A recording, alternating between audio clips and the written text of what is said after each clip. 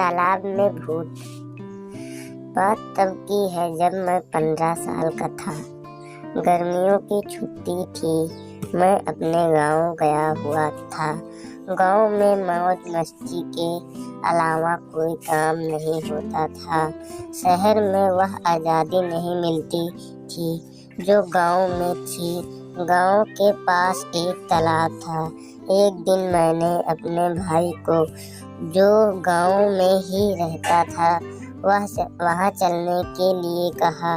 उसने बताया कि उस तालाब में भूत रहता है, वहाँ जाएंगे तो मार पड़ेगी।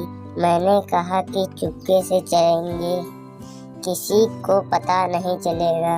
अगले दिन दोपहर में जब सब घर पर आराम कर रहे थे तो हम दोनों चुप्पे से निकल पड़े।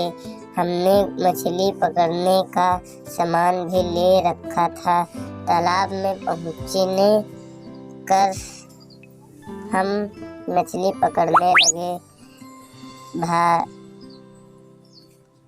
थोड़ी देर बाद मेरा भाई वहाँ से उठा और कहीं चला गया। मैं वहाँ अकेला रह गया, जबकि किसी ने मुझे जोर से पीछे से धक्का मारा। मैं तालाब में जा गिरा।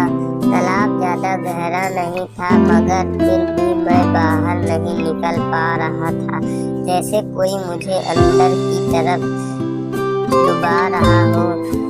मेरी सांस फूलने लगी थी और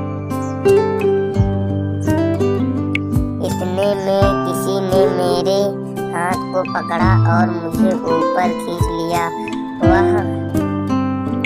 वह कोई और नहीं, मेरा भाई ही था। थोड़ी देर में जब मैं सामान्य हुआ तो मैंने पूछा कि तूने मुझे धक्का क्यों दिया।